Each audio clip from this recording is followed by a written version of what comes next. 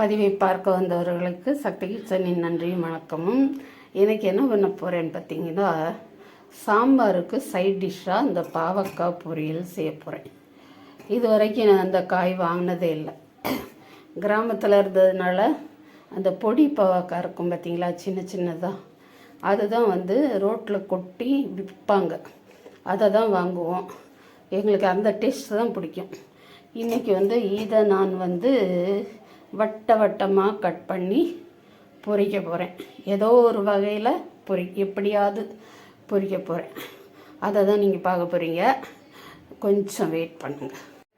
பாவக்காயை இந்த மாதிரி நான் நறுக்கி கொண்டு வந்திருக்கேன். எல்லோரும் அப்படி தான் செய்வீங்க. நான் இன்றைக்கி முதல்ல அதை செய்கிறதுனால அதை சொல்கிறேன். இப்போ இந்த பாவக்காவை இந்த கிண்ணத்தில் போட்டு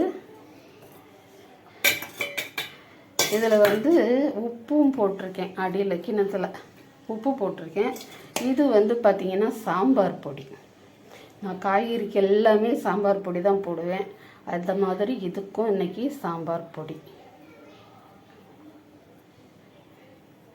போட்டு நல்லா விரகி மசாலா அதில் நல்லா கோட்டாகிற மாதிரி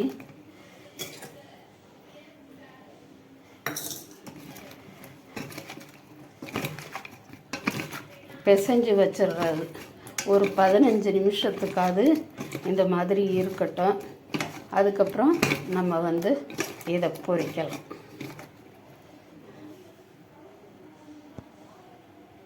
பாவக்காவை மசாலா போட்டு ஊற வச்சு ஒரு 15 நிமிஷத்துக்கு மேலே ஆயிடுச்சு. 20-25 நிமிஷம் ஆயிடுச்சு. இப்போ நான் கடாயை அடுப்பில் வச்சுட்டு அதில் எண்ணெய் ஊற்றுறேன்.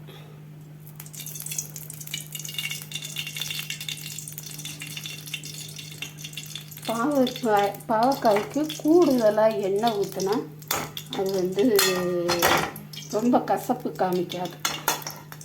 இதில் நான் தாளிக்கிறதுக்கு எடுத்துருக்கிறது 2 கொஞ்சமாக சீரகமும் கடுகு உளுந்தும் எடுத்துருக்குறேன்.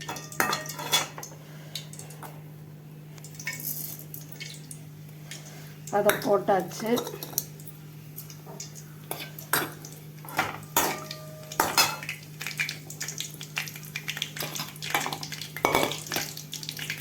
கடுகு உளுந்தும் சீரகமும் கருகி போகிறதுக்குள்ள வெங்காயம் போட்டாச்சு.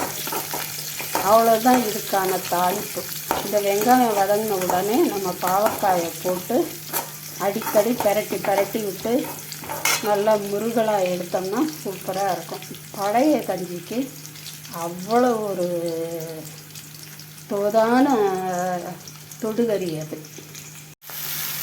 வெங்காயம் வதங்கின கையோட நான் பாவக்காவையும் போட்டுட்டேன். பாவக்காவை வேக வச்சு தண்ணியை இருத்துட்டு செய்தால் சீக்கிரமாக செய்யலாம்.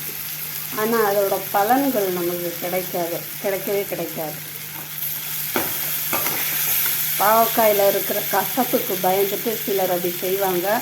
இதை இப்படியே பொரித்து சாப்பிட்டா தான் நல்லாயிருக்கும். கசப்பு தான் ருசி. இது மெல்லமாக வேகட்டும்.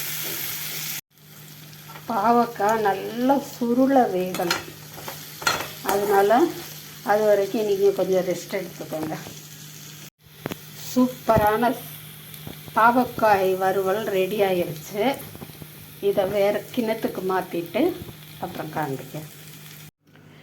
நீங்கள் புதியவங்களாக இருந்தால் ஒரு சப்ஸ்கிரைப் பண்ணிவிட்டு நம்ம வீட்டுக்கு சாப்பிட வாங்க. உங்களுக்கு பாவக்காய் பிடிக்குமோ பிடிக்காதோ எனக்கு தெரியாது. ஆனால் ரொம்ப நல்லது, சாப்பிடுவாங்க. அப்புறம் சமைச்சு ஷேர் பண்ணுங்கள், லைக் பண்ணி சாப்பிடுங்க, சந்தோஷமாக கமெண்ட் பண்ணுங்கள், சப்ஸ்கிரைப் பண்ண மறக்காதீங்க. அப்புறம் அடுத்த வீடியோவை பார்க்க உங்களுக்கு ஆவலாக இருந்துச்சுன்னா, ஆசை இருந்துச்சுன்னா பெல் பட்டன் கிளிக் இருங்க.